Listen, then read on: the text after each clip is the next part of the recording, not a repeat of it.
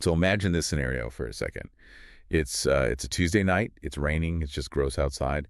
And you are currently in Boston. Okay. You put on your pajamas, you brush your teeth, and you climb into bed. And it's a really nice bed. We're talking like high thread count sheets, a memory foam mattress that just perfectly contours to your spine. Sounds pretty ideal. Right. So you turn off the light, Mm-hmm. the room is pitch black, silent, and you fall asleep. And then 8 hours later, your alarm goes off. You wake up fully rested. Naturally. You stretch, you open the blinds, and you are not in Boston anymore. And you're somewhere else entirely. You are in Virginia. The sun is shining, and here's the kicker. You haven't set foot in an airport. You haven't endured, like, the TSA line. You haven't driven a single mile yourself. And you didn't even notice the trip. Exactly. In Mhm. fact, you don't even own the bed you're sleeping in. You don't own the room. You actually don't have an address anymore. You, my friend, are essentially just a packet of data that has been routed through the physical world while you were completely unconscious. It's just a complete inversion of how we understand travel. And residency, really. Totally. And before we unpack how this whole human routing layer actually works, because trust me, the technology and the implications here are absolutely wild, I need you to take 1 second and hit the thumbs up button right now. Yeah, you're going to want to stick around for this. Seriously, if you are ready to see what the world looks like in 2027, hit that like button. It really helps us get these deep dives out to more people who need to know what's coming. Because we have a very specific, very dense roadmap to cover today. We do. Today we are analyzing the Innermost Loop, specifically a piece written by Dr. Alex Wissner-Gross. Now, for those of you who follow Peter Diamandis' Moonshot series, you already know Alex. Right. He isn't just a theorist. He is a physicist, an inventor, and honestly, one of the most interesting thinkers out there when it comes to systems, entropy, and intelligence. And the structure of the source material we're looking at today is, well, it's super unique. It isn't the standard article. It's dated February 24, 2026. But here is the trick to it. It's written as a retrospective, looking back from February 2027. It's like a time capsule sent from the future, but the future is literally only 12 months away. Precisely. Alex is essentially issuing what you'd call a request for startups. He is describing in incredibly high fidelity the companies that he believes should exist and will succeed over the next 12 months. He isn't just predicting the weather. He is soliciting builders to actually construct the weather station. And we aren't just talking about, a new app or a slightly better toaster. We are talking about fundamental shifts in how we live, how we work. How we control the weather. Literally control the weather, and how we move through space. This is civilization-level engineering. It's a vision of a world where the friction of daily life, commuting, managing a business, even dealing with a hurricane is just smoothed out by extreme automation and algorithmic optimization. It's about removing the drag coefficient from human existence entirely. So let's go back to that bed in Boston. This is the concept Alex calls the human routing layer. And I actually love this term because it sounds so cold, almost industrial, like we're cattle or cargo. Right, but the actual user experience sounds incredibly luxurious. It really does. The vehicle he describes is a driverless Winnebago. But I want to be really clear here. Don't think of, like, a rusty camping van with a leaky roof. No. Think of a mobile hotel room. Think of the interior of a high-end business jet, but just put it on wheels. Right. You enter the space. It has a desk, a kitchen, a bed, a shower. It's a fully functional long unit. But the key here isn't the leather seats or the amenities. It's the business model. It's the shift from ownership to access. You don't own the Winnebago. No, you subscribe to the service. And this is where the routing layer terminology becomes crucial to understand. If you know anything about computer networking, you know about packet switching. Let's actually break that down for everyone. Packet switching. Sure. So when you send an email or stream this very video, the data isn't sent as one long continuous stream through a single wire. It is broken down into tiny chunks called packets. Okay. Those packets are thrown into the network, and the routers decide, okay, packet A goes through Chicago, packet B goes through Miami, all based on traffic and efficiency. The packets don't care which cables they use. Exactly. They just care about reassembling at the destination. And in this model, humans are the packets. That is the metaphor. But it's really more than a metaphor. It's the actual operating logic. The system isn't just driving you randomly. It is integrated with your calendar, your collaborators, and your client list. It creates a smart route for your physical body. Yes. The example that really blew my mind was the meeting scenario. Yeah. Because we've all been there. Let's say you and I need to collaborate on a deep dive. I'm in New York. You're in, I don't know, Chicago. Okay. Usually we have to play calendar Tetris. We call each other, we check flight prices, we try to find a hotel. It's just a massive logistical nightmare. Right, that's the old friction. That is the pre-routing world. In this new model, the system sees that we both have a collaboration flag in our schedule. It knows our location. It knows the traffic patterns. It knows the energy costs of moving the vehicles. So what does it actually do? We both go to sleep in our respective mobile units. I'm in Chicago, you're in New York. The algorithm calculates the optimal meeting point. Maybe it's Pittsburgh. Okay. It routes us both to that city overnight. We wake up, step out of our units, and we are literally parked next to each other in a city neither of us explicitly planned to visit, ready to work. That is the big aha moment for me. It optimizes for FaceTime and serendipity without the logistical headache. I didn't have to book a flight. I didn't pack a suitcase. I just went to sleep. It creates a perfectly fluid dynamic for collaboration, but I really want to push on the implications of this because they are profound. If you are living in this subscription service, do you actually have a house? That is the big question. This signals the end of permanent addresses.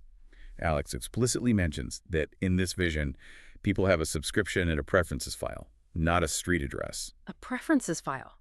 Think about what that entails. Instead of saying I live at 123 Maple Street, you say, I require a bedroom that is 68 degrees Fahrenheit, I need high-speed internet, I prefer proximity to vegan food options, and I like coastal climates. And the algorithm optimizes your location for economic output, which honestly is the part that feels a little dystopian to me, even if it is super efficient. How so? Well, if your physical presence in a certain tech hub increases your productivity or networking potential, the system just moves you there. You wake up where you need to be for productivity, rather than waking up in the suburbs and spending 2 hours commuting to where the value is. It is a trade-off. You are trading stability for opportunity. And let's be honest, the stability of a permanent address often just means being stuck.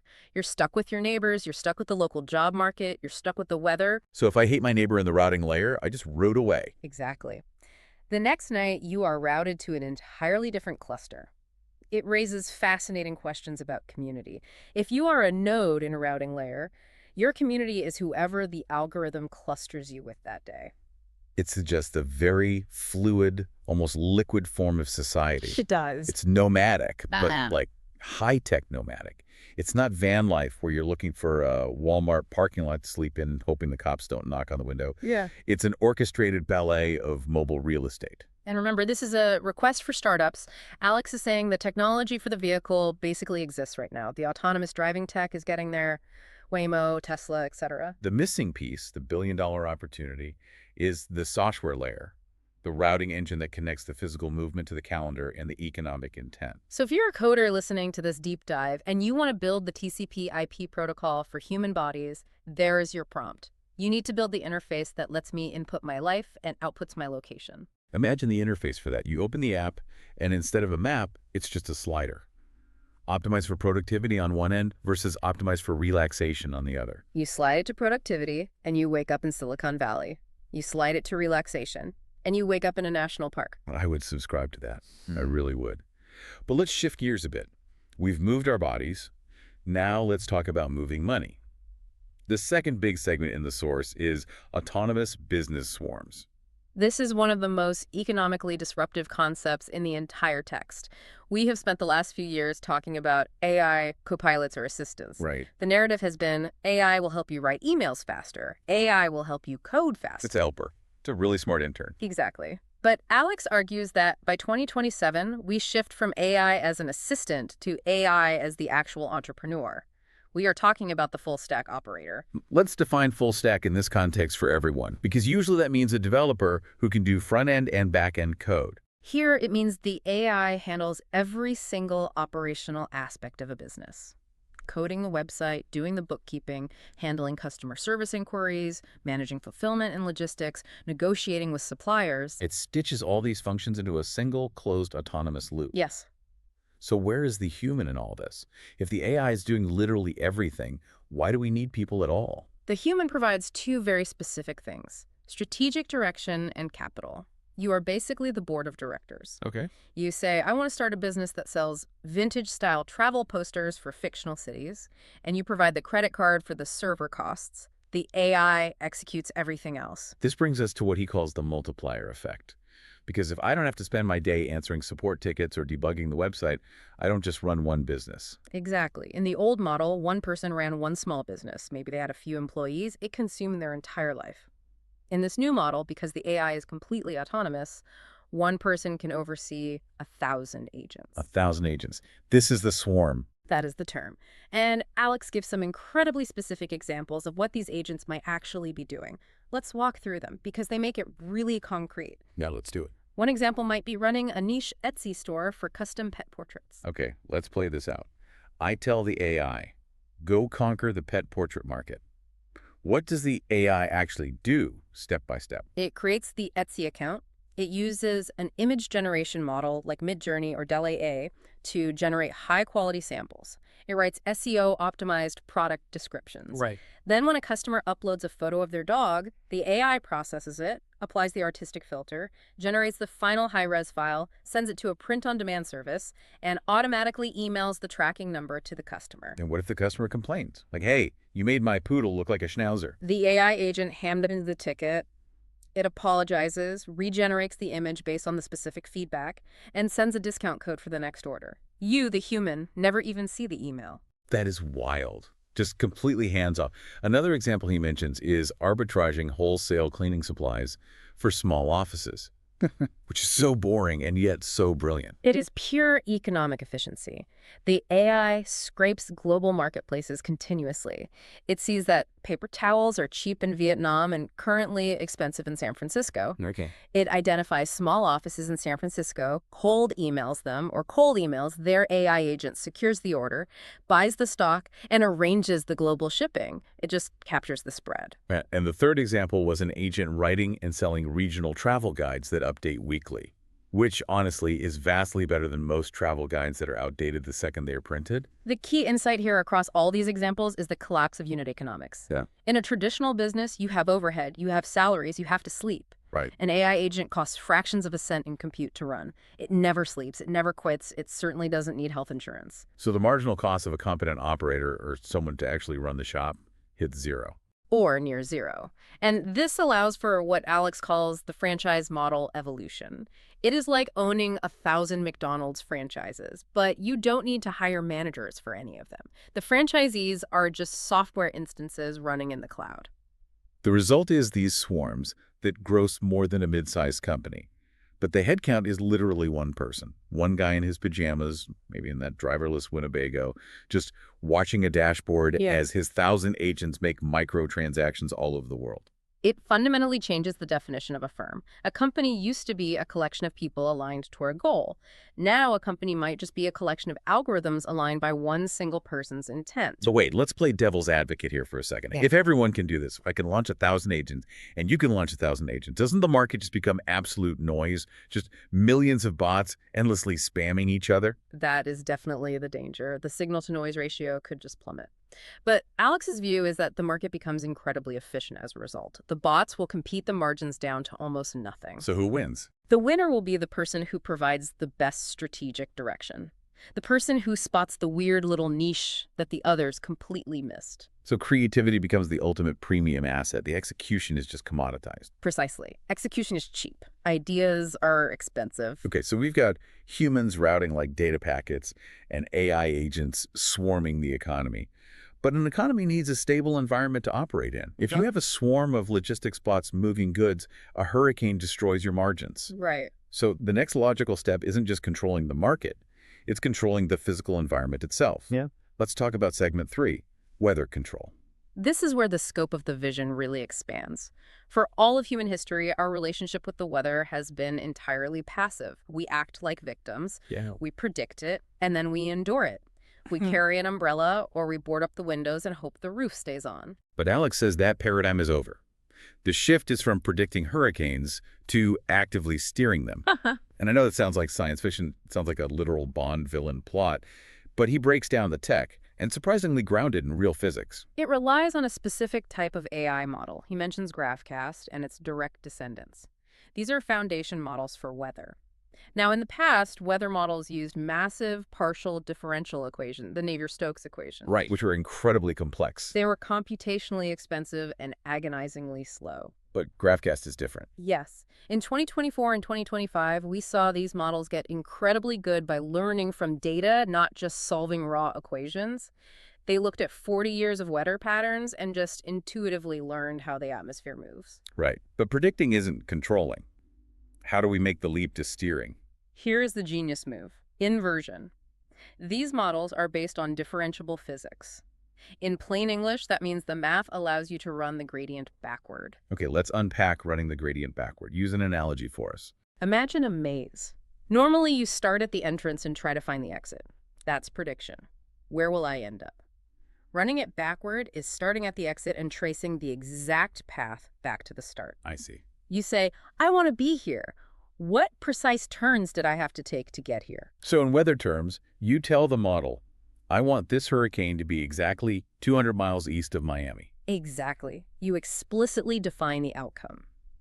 Then, the model calculates the atmospheric sensitivity. It tells you, if you want the storm there, you need to change the temperature here by 0.5 degrees and the pressure here by 2 millibars. It identifies the butterfly effect trigger points. Yes, it finds the ultimate leverage points. But knowing is only half the battle. How do we actually change the temperature of the open ocean? We can't just boil the sea. No, and you don't have to. Alex says the actuators and things that actually change the weather physically are absurdly cheap. He talks about massive fleets of controllable mirrors, targeted albedo changes. Albedo, that's reflectivity, right? Yes. If you have a fleet of autonomous solar mirrors floating in the ocean, and you angle them to reflect sunlight back into space, you slightly cool that specific patch of air. If you focus the light, you heat it. Yeah, that's enough. By coordinating these tiny, localized changes across a massive fleet, you create the exact pressure differential needed to steer the storm. The physics was never speculative. The engineering was hard but bounded. I just love that line from the source. It basically says, we know this works, we just had to actually build the mirrors. And this leads to the business model, which is absolutely fascinating and potentially terrifying. A global market for weather. Who actually buys weather? The insurers. That's the first one that comes to mind. If an insurance company is looking at a $10 billion payout for hurricane damage in Florida, they will happily pay $50 million to a weather steering startup to just nudge that storm out to sea. It's an easy ROI. Governments are next on that list, but then it gets consumer-facing. Ski resorts bidding for snowfall. We need fresh powder for the holiday weekend. Click. Purchased. Wine regions purchasing frost-free windows during the harvest. Coastal cities literally subscribing to mild summers to boost tourism. It turns the entire atmosphere into a tradable commodity. You aren't just preventing disasters, you are literally selling good weather. Right. But here's where I really have to push back. Weather is a closed system. Right. If I make it rain in California, am I stealing that rain from Nevada? That is the zero-sum problem.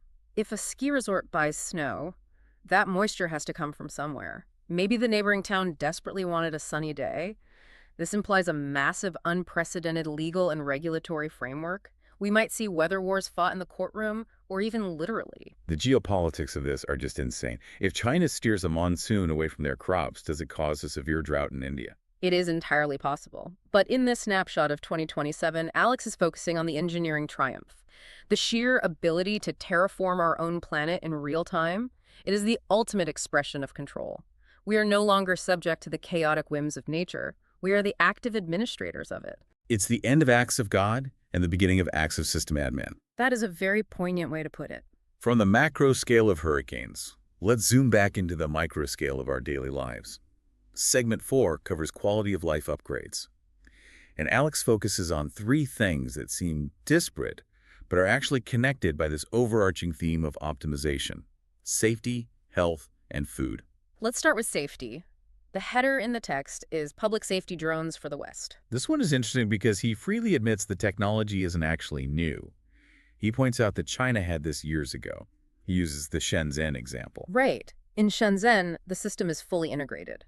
Imagine a grandmother collapses in a public park. Before anyone can even dial emergency services, a camera has detected the fall. Wow. A drone is immediately dispatched. It lands with the defibrillator in 90 seconds. It audibly guides a bystander on how to use it. Or a fire breaks out, and drones are already mapping the heat signature before the fire trucks even leave the station. The technology saves lives. It's undeniable. But the moat, the barrier in the West, wasn't technology. No, it was culture. It was regulation. We value privacy highly. We really don't like the idea of surveillance drones constantly buzzing around overhead. We have a visceral reaction to it. Big Brother is watching. Exactly. So Oh. how did this startup actually solve it? How do they exist and thrive in 2027? Transparency. That was the ultimate unlock. They didn't just lobby the government behind closed doors. They built a system where every single flight is logged publicly. Every camera feed is available to an independent oversight board. So it's not a secret spy drone network. It's a public utility with glass walls. Exactly. But let's challenge that for a minute. Is glass walls enough? If I'm sunbathing in my backyard, do I want my neighbor to be able to log into the public oversight board and watch the 4K drone feed of me? That's a great point. Transparency can loop right back around to becoming voyeurism. Yeah. The solution likely involves aggressive, real-time privacy masking built into the silicon. The AI blurs faces, it blurs private property that isn't the specific subject of the emergency, all at the edge. But the core idea is that the operations are transparent. When cities saw the pilot data, saw lives actually being saved, and privacy being mathematically respected through these hard-coded protocols, the resistance just melted away. They went from never to yes in 6 months. It's a great lesson for tech founders. Sometimes the innovation isn't the hardware at all, it's the trust framework you build around it. Absolutely. The integration challenge was the real product they were selling. Next up, the gym. Or rather, the workout exoskeleton. Now, I personally hate going to the gym. I lift things, I put them down, I get bored. And it's inherently dangerous. Alex specifically mentions the Romanian deadlift. The RDL, the absolute backbreaker. Exactly. It's a phenomenal exercise for your posterior chain. Yeah. But if you round your back even slightly, you can slip a disc. Most people just don't have the proprioception, the internal body awareness to do it perfectly. So they either get hurt or they just don't do it. And personal trainers who actually know what they're doing are incredibly expensive. So the solution proposed here is a wearable exoskeleton. You step into the suit. It provides variable resistance. It literally fights you, essentially. But it's smart. How smart are we talking? It creates a physical force field of correct form. If you try to round your back during that deadlift, the suit physically prevents you from doing it. It locks up. It guides your hips into the perfect hinge. You don't have to learn the movement. You just cooperate with the suit. Cooperate with the suit. That's such a cool phrase. It lowers the barrier to entry for high-intensity strength training to almost zero. You don't need a human coach. The suit is the coach. And the efficiency of it. The suit can apply extreme eccentric loading, making it heavier on the way down than on the way up, which is much safer and significantly more effective for muscle growth. Right.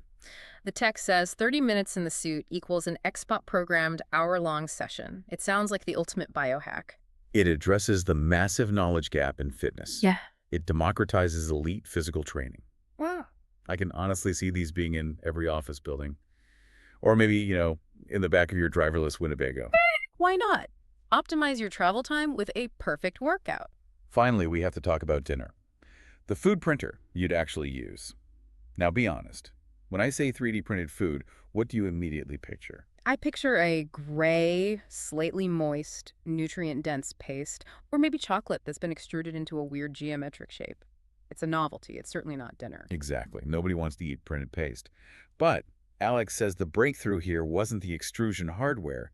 It was taste. The literal chemistry of cooking. The Maillard reaction, that precise browning you get on a seared steak that gives it all its flavor. The caramelization. How does a printer actually do that? The device described in the request for startups combines precision deposition, putting the raw ingredients exactly where they need to go at a microscopic level with real-time thermal control. It is actively cooking the food as it prints it, voxel by voxel. So it's searing the steak layer by microscopic layer. Essentially, yes. And it uses a cartridge ecosystem, think Nespresso, but for raw protein and complex carbs. That sounds incredibly convenient. But is it actually good? That was the required standard. It had to be strictly better than home cooking, not just acceptable. It had to solve the Tuesday dinner problem. Gotchas. You come home, you're exhausted, you don't want to chop vegetables. You usually order takeout, which is unhealthy and expensive, or you microwave a frozen burrito. Or you make the exact same pasta dish you've made for 10 straight years. Right. This machine offers infinite variety and perfect precision. Because it builds the food from the ground up, It can control the internal texture perfectly. It can make a complex lasagna where every single layer is perfectly proportioned and cooked. So it just sits next to the microwave and the air fryer as a completely standard appliance. That is the vision. It transforms the kitchen from a place of manual labor to a place of pure selection. I want one. I really do. I want to come home to my driverless Winnebago, have my exoskeleton give me a perfect workout while I travel seamlessly to my next meeting, and then just print a perfect lasagna. It is a remarkably cohesive vision. When you stack all these startups together, the routing, the swarms, the weather control, the health and safety tech, you see a world that is ruthlessly optimizing for human experience by completely abstracting away the drudgery. Abstracting away the drudgery. That's really the core theme here. But we have to remember the context of the piece. This is a request for startups. These things don't exist yet, at least not in the February 2026 timeline of the author. He is actively calling on builders to make them real. So if you are listening to this deep dive and you have the engineering skills, Alex Wissner-Gross is basically handing you the blueprint. He's saying, build this, it will work. And looking at his track record and the rigorous physics behind these ideas, it is a bet very much worth taking. Before we wrap up today, I want to leave you with something to really chew on. We talk extensively about the human routing layer, giving up your permanent address to just float through the physical world in a subscription-based mobile room. It is easily the most radical lifestyle shift in the entire document. It fundamentally challenges our deep-seated biological need for a nest. So here's the question for you, and I want you to really think deeply about this. Would you do it? Would you trade your permanent home address, your apartment, your house, your white picket fence for a subscription to the human routing layer? It's a tough call. Would you give up having a place to live in exchange for waking up exactly where you need to be every single day, a nomad entirely optimized by algorithm? Or is the stability of a permanent home something you just refuse to give up? Stability versus optimization. It really cuts to the core of what we value as humans. Are we explorers or are we settlers? I want you to comment your answer right now. Tell us routing layer or permanent address and tell us exactly why. We read every single comment, and I genuinely want to know if you are ready to be a packet in the network. I suspect the answers in the comments will be quite polarized. Oh, I bet they will be. And while you are typing that out, we have a very special treat to close out the deep dive today. We certainly do. Today's outro music is by the best band in the universe, our 6-female Android Cambodian house band, Rainbow. The song is called Visa Alaikum, and here's the coolest part. All outro songs on this show are performed live using the Abacus platform. The theme for Abacus is human performance in the age of AI, which is incredibly fitting for today's topic. The slogan is Reclaim Your Humanity from the Algorithm. I absolutely love that tension. I'll include more information on today's song and on Abacus in the video description, so definitely check that out. It creates a really wonderful soundscape to reflect on the wild future we just discussed. Subscribe and turn on notifications by clicking the bell. No need to fear missing out on any upcoming episodes. La ba la, la ba la, la ba la, la la.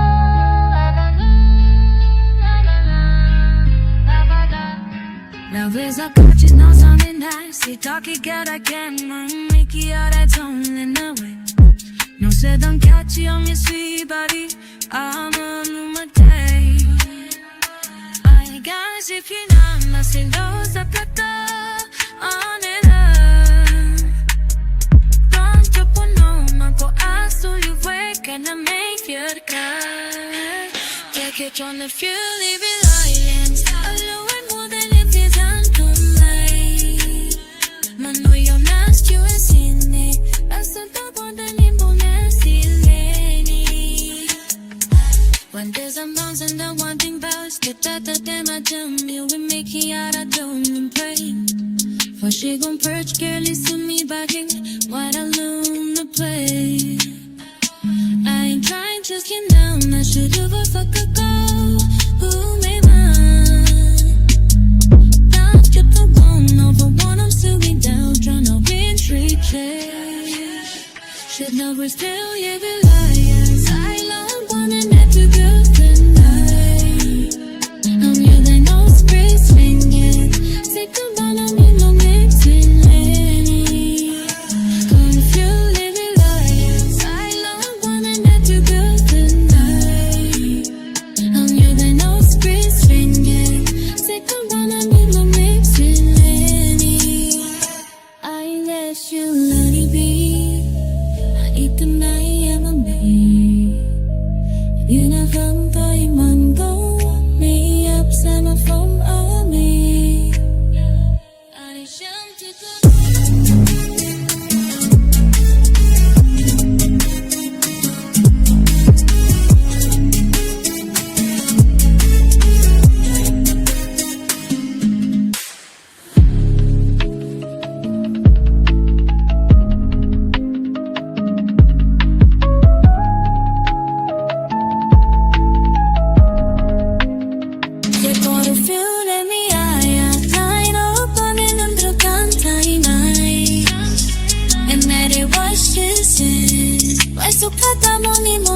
미친 듯 Trickle the fuel everywhere you